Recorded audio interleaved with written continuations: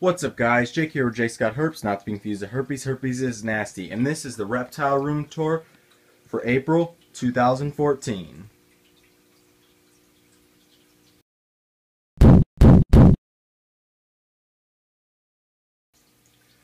As you guys can see, a lot of new stuff going on, a lot of really cool things happening in my Reptile Room, so I figured I'd take this time to do a full Reptile Collection update for you guys, and hopefully you enjoy. And let's get started. So first off here, you can see there's been a pretty big change to my Brazilian Rainbow Boa enclosure. As you can see, there are a lot more plants. There's a lot of foliage, which I really like because, it does make the tank look a little more cluttered, but, a rainforest type environment looks cluttered, There's a really thick canopy layer, and then the bottom is kind of dark. And as you can see, I also have a humidifier there, pretty ghetto looking humidifier held together with tubing and One Direction duct tape. You know how we do. And I figure I'll just take my Brazilian Rainbow out for you. She's sitting right here. Show her off to you guys. As you can see, that's all humidity coming out, which is really cool. Helps keep the humidity in really well, and it makes the tank look really cool. And right here we have my Brazilian Rainbow Boa. Let's get focused in on her. Really, really nice snake. Really nice colors. It is really difficult to show up on camera the colors of the Brazilian Rainbow Boa, but they do have a lot of intense, blues coming through from their iridescence caused by the microscopic ridges on their scales, and they're just really, really cool snakes. She's getting a lot bigger, as you can see. She's getting a lot thicker. She's just a really nice snake.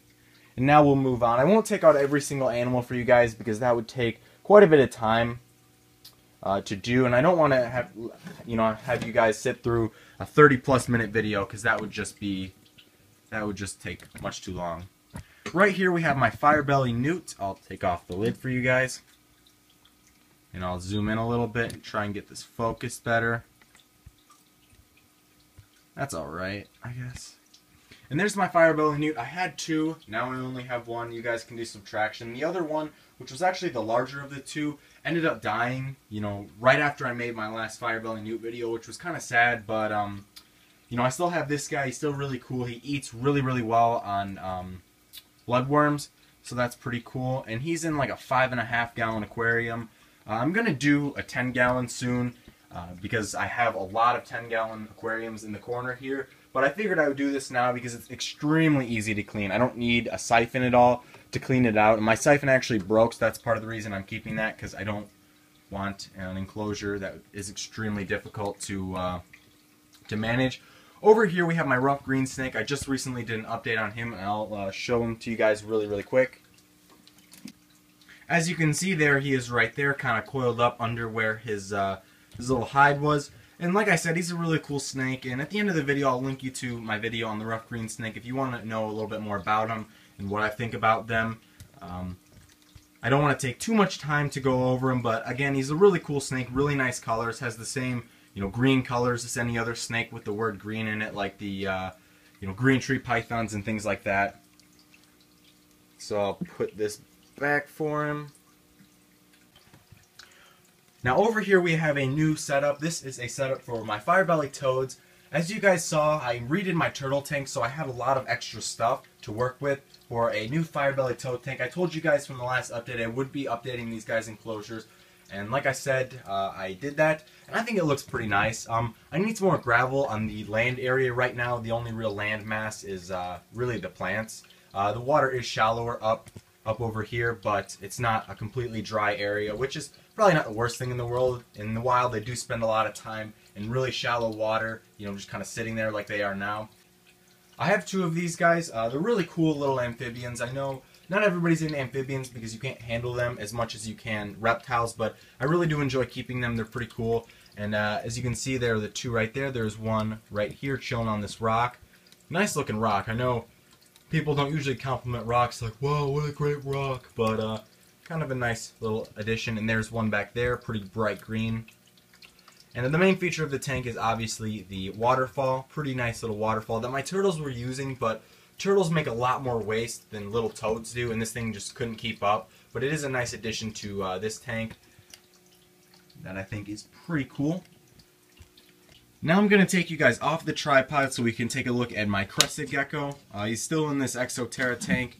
Pretty much the same. I have the Mag Naturals little mushroom ledge right there for his food and his water. I also have a water dish down here. And I apologize for the lighting. The ISO is not very good on this camera, and it's hard to look. But up here I have a smaller light, and I think you'll be able to see him if I can get focused. We can focus a little bit there. Yeah, there we go. There's my crested gecko. Still doing pretty well. Not a big fan of any fruits really or crested gecko diet, which is a problem. I'm currently working on that, but loves crickets, loves mealworms, just not a big fan of the fruits.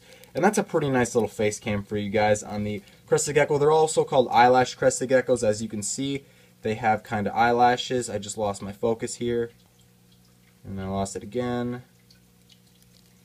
There we go. You can see they kind of have little eyelashes, and they're a pretty cool little gecko. If you're looking for a gecko that's pretty easy to keep, crested gecko is a really good option. They don't require any additional heat unless you live in a cold environment. They don't really need to eat any insects either, which is pretty cool. So now let's move on to my boa.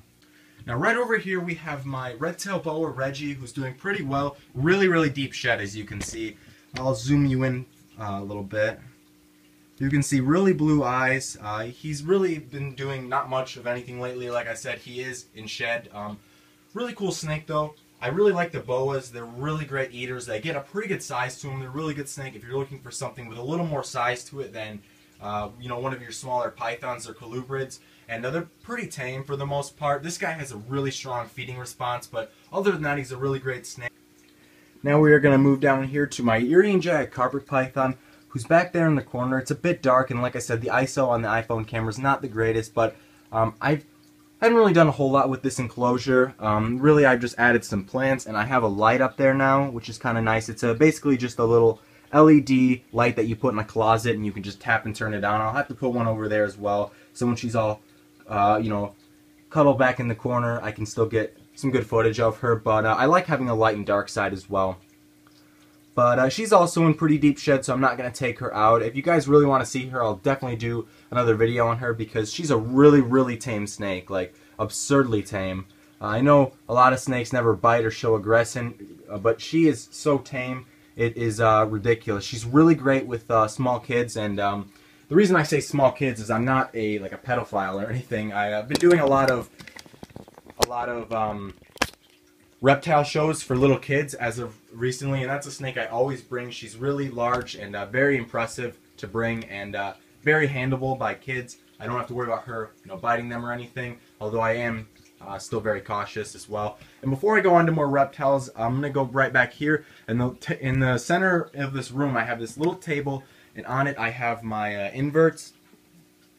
I only have 2 tarantulas now, don't have any more scorpions.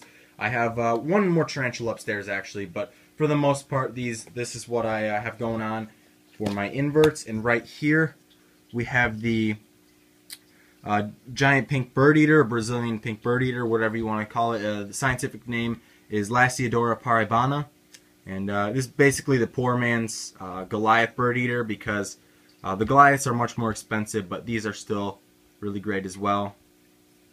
And I don't know why my camera, there we go, now we're focusing. Really cool tarantula, getting a lot bigger. And I'll set her over here as I grab the other tarantula. I don't know if I really need to I'll take the lid off for you guys, why not? I'm not too worried about this girl doing anything, pulling any moves, hopefully. And right here we have the Mexican red rump tarantula, also a very cool tarantula. Getting a lot bigger as well. Not much to say about these guys. Like I said, they don't really do much. I don't handle them much at all. You know, you can handle your inverts, but I choose not to. I feel like it stresses them out, and it's really unnecessary, to be honest. But those are my inverts. Now over here we have my axolotl, and like I said earlier in the video, my siphon doesn't work properly right now, and that really irks me because this tank's not the cleanest right now, and it just really bothers me making an update without a clean tank. But you know, I'm working on getting it clean. It's just heavy to carry, you know, all 20 pounds of the water, so all in one time, and without a siphon it's pretty difficult to get clean. But I'll go ahead and take you off here and show you the Axolotl, who's under the air rock right there. Looking a little bit thin, actually, which is kind of surprising because this axolotl eats like a champ. Eats a ton of bloodworms, usually 2 or 3 cubes at a time. But, you know, that's just something I'm going to have to keep an eye on. Down here I have my sand boa and my blood python. I'm going to take those guys out a little bit later for you in the video. It's just not the best when I have to film at this angle. I like to get them set out on a table or something and do that for you guys. So I'll definitely come back to these guys. In here is Eleanor. You guys know and love her. She's chilling right there under her heat light. Not much has been going on with her. I actually tried to take her to my mom's house, believe it or not, in a different sort of cage. It's a pretty big rabbit cage. The only problem was there were bars in the cage, and I was really sure that she could not get out of that enclosure because she's pretty thick, as you can see. Pretty thick little tegu. But she, sure enough, she could fit through those bars. Luckily, I was there watching her as she did it. So she is staying here for now. I'm just going to have to make a better effort coming back here to handle her because I do want to get more daily interaction with this girl. That's something I'm going to try and do more of. And for her enclosure, nothing's really changed. Same tank. I added her little PVC cave that she can go in, and it's burrowed pretty deep in the ground, so it's kind of like a pre-made burrow for her. So that's pretty cool. And I'll zoom out. Over here we have my Goanai King Snake Ralph. And right here we have his last shed. Now normally I don't keep the shed just because I don't think it's really necessary. And a lot of the times they poop in them and they're kind of dirty. They never look that nice. But this one is really nice, as you can see. Really nice full shed. And the only reason I'm keeping it is because, like I said earlier, I've been doing a lot of presentations for elementary school kids as of late. And I figured they really like this kind of stuff. So I figured I would go ahead and keep it so I can show them, because they find this stuff really cool, especially snake skins. And I'll go ahead and take Ralph out for you guys. Really cool little king snake. And here he is right here. Pretty cool looking king snake. I love the red colors on them. You know, not typical like your California king snakes or your desert king snakes or, you know, other king snake species, other than the mountain king snakes that have, you know, colors mimicking that of milk snakes and coral snakes. Really nice colors. Really cool little snake. I'm really glad I got this guy when I did, because I haven't really seen too many of them, you know, around. You know, you can obviously get them. Ben Siegel has a lot of these guys. I think he calls them like blotch king snakes or something along those lines. I'm not really sure, but they're really the same thing.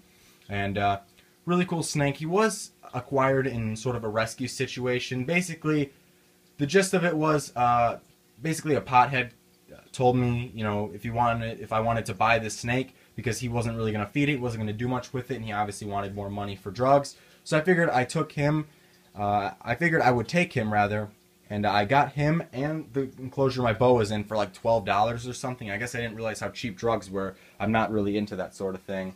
But yeah, so I guess that's kind of an interesting story on how to get a reptile. So I'll show these guys to you right now.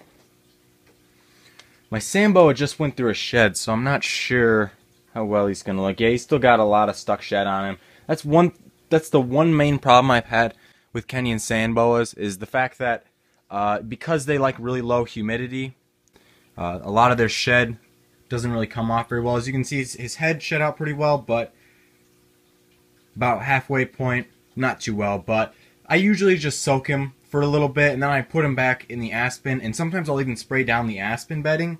And what that'll do is it makes it wet, but aspen's a little more abrasive, and that'll get some of the shed off. But there's my Kenyan sand boa, and now I'll move on to my blood python. And right here we have my blood python, who is just chilling right there. I moved her down to a smaller tub just so she would eat better, because you know, and it has worked. She eats a lot better in smaller enclosures. This is one example of a snake where I think that the smaller enclosure, making them feel more secure, is definitely proven to be true.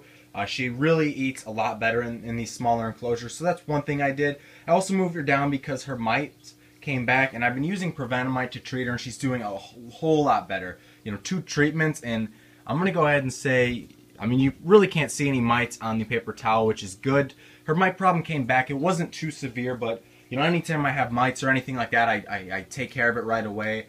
And I'm still treating her with Prevenamite. I don't want any more mite outbreaks, because that's pretty much the worst thing ever. But she's doing really well, getting a lot bigger, as you can see. Compared to this tub, she's pretty much half the tub, which is, you know, which is a little bit out of what I like to do. I like to make these nice elaborate enclosures, but I'm willing to do whatever it takes for my animals, and this just happens to be an example of a snake where these smaller enclosures do better. So now we'll move on to Tbone, and after that we can hit the geckos and the turtles and all that stuff. So see you guys then. Right here we have Tbone, my American alligator. Pretty hissy little guy, but fairly tame for the most part. I use the word tame loosely when it comes to alligators because, if you're handling, a ball python or a corn snake or any other snake really besides some of your larger snakes, you can afford to say, they're tame, because if they bite you, they prove you wrong, it's not going to be a big deal at all. Now, something like this is something you always want to approach very cautiously, just because even a gator this size could probably do a lot of damage to your hand. Mainly, it could screw up a lot of your ligaments in your hands, some of your nerves, and some people don't have motor function in their fingers because of small alligators like this. It's these guys that you really have to watch out for sometimes. Now, I'm not trying to hype them up like this is the most dangerous animal in the world, that if you get near him he'll kill you. Obviously that's not the case. Every animal is different and each owner is different, and it really just depends on how well you take care of your animal, how much they trust you, and things like that. But enough of that. Here's Tbone. He's doing pretty well. He's getting a lot bigger, as you can see. He's getting a lot of mass on him as opposed to length. He's not really growing too much more in length at this moment in time. Now, obviously, he will get a lot bigger. He will most likely be above 10 feet. I think 10 feet is probably a good estimate for him. I know they say alligators can get up to, 20 feet, 17 feet, things like that, but most alligators I've ever actually seen are, in the 14-foot range. That's a pretty big alligator. From what I've experienced anyway. I'm sure that there are a lot of examples of gators bigger than that, but I think, your websites like Wikipedia aren't always the most accurate, and I'll throw some food in here, see if he goes for that. Oh, he definitely... Do I even have to ask with this guy? This guy's a tank. And one interesting thing he's doing right now is a lot of the times he'll just sit at the water and he'll wait for the food to come around. He's not doing that right now, but a lot of the times he'll just chill out there and wait, maybe because he's lazy or he doesn't feel like going in the water.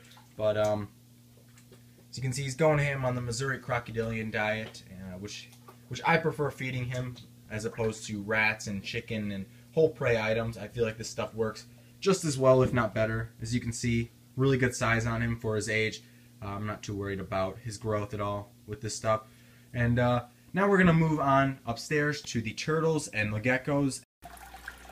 Right here we have our smaller turtle tank. I'm sure you guys are aware of this from my last turtle update, but I figured I'll show it to you anyway, because what would be a Reptile Collection video without the entire collection? That would just be silly. Over here we have my red-eared slider, Dario, who's doing pretty well. Not much different from the last video. And down here we have Franklin, the razorback musk turtle, poking his little head out, taking a look at us, taking a gander. And that's them, pretty much. I could go more into detail with them, but I'm going to link you guys at the end of the video to the turtle update anyway, so I don't think it's, a big deal if we don't cover every detail of these guys right now, because I just recently did a video on them. So now we'll move on to Maggie, the Herman's tortoise. Really, really cute little tortoise, as you can see.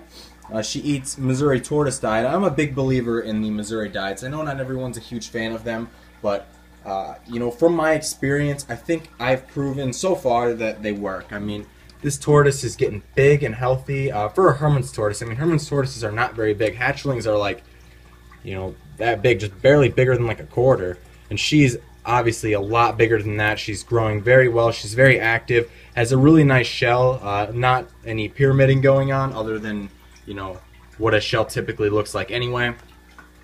And I'm really happy with her. And she's been going outside as of recently, when the weather is nice, that is. It is Michigan, the weather usually sucks, but she has been going outside getting some of that nice UVB, although she obviously has a UVB light for her, for indoors. But there's Maggie. Now we'll go to the other turtles. And I'm freehanding my camera right now just because a tripod doesn't really fit in here. So these are the bigger turtles. There are 4 in here. There is Will Power, the razorback. Excuse me, he's not a razorback. Although he has a razorback, he's not a razorback musk turtle. He's a Mississippi map turtle. I think I've always messed up some sort of turtle name or something like that at some point in every video I've ever made of turtles. It's just, I'm cursed to do it. Right here is TK, the yellow-bellied cooter. Down there, swimming around in circles, is Dan. And back there is, oh, he's swimming towards us. That's cool. But that's Oriole Cervia, another yellow-bellied cooter. Really cool little guys, as you can see. And they have their turtle topper. I never catch them in it because whenever I walk in the room, they just scurry out of it. They're really not used to it at all, so it makes them a little bit flighty when people walk in the room. But now we're going to move on to SpongeBob and Jerry. Right here we have SpongeBob, the male leopard gecko. I believe his color mutation is Tremper albino, although I really could care less, to be perfectly honest. I'm not a breeder by any means. I don't really plan on breeding. In the near future anyway. I just feel like I'd rather keep a large majority of species rather than, you know, a select few in a large quantity of those species. But that's just kind of my philosophy on this. I really like the variety in reptiles, and he's doing all right. He's a cool little gecko. Here we have Jerry, my leopard gecko. He's getting pretty old. He's still doing really well, as you can see. Pretty thick tail, and not much has really changed with him. Like I said, he's getting up there in leopard gecko years. I know I told this story a lot, but back when I got my first leopard gecko, which was Jerry, I got him almost 10 years ago. Back then, the average life expectancy, or at least what they told everybody, was 8 to 12 years. I remember that's what they told me when I got him. I remember reading that in some books. I believe my first leopard gecko book was by Robbie Hamper, I believe, who wrote it, and I want to say that's what they said as well, 8 to 12 years. You know, that always concerned me. I never want to lose, you know, nobody wants to lose any pet, but, you know, this was the pet that really got me started in herpetoculture, and I'm glad I got this guy. I probably wouldn't be in the position I am today, and, but now that, you know, people have been keeping leopard geckos longer, they probably know a little bit more about them, how to, you know, properly take care of them, and they're all pretty much captive bred. You really can't find any imported leopard geckos. You know, because of that, they're saying leopard geckos can actually live to be up to 20 years, which is great because obviously nobody likes losing any of their pets. That just sucks. But it would especially suck in this case because, like I said, this leopard gecko is the reason that I have all the reptiles that I have today. If I didn't keep this guy, I probably wouldn't have, you know, any of the animals that I have today, most likely. My dad's always been into reptiles as well, so maybe I would have had some other things, but and then that goes along with saying, you know, I know leopard geckos are common pets and people are always looking for things that are, you know, out of the ordinary. But if you're looking for a great reptile, especially if you haven't kept any before, I highly recommend you get a leopard gecko. They are fantastic pets. They're very tame, as you can see, very handleable, and that's some of the main qualities that people look for in first reptiles. And I know I talk about this all the time. I'm preaching to the choir, but leopard geckos are awesome. Regardless of, you know, how common they are or how many people keep and breed them, they're still really great animals. So thank you guys for watching this video. If you did enjoy, please leave a like. It helps me out a lot. And subscribe if you already haven't. I'm going to be doing a lot more videos, a lot of really great stuff coming, a lot of changes happening in the reptile room. So thank you guys for watching again, and I'll see you guys later. Peace. Say bye, Jer. Jer says bye.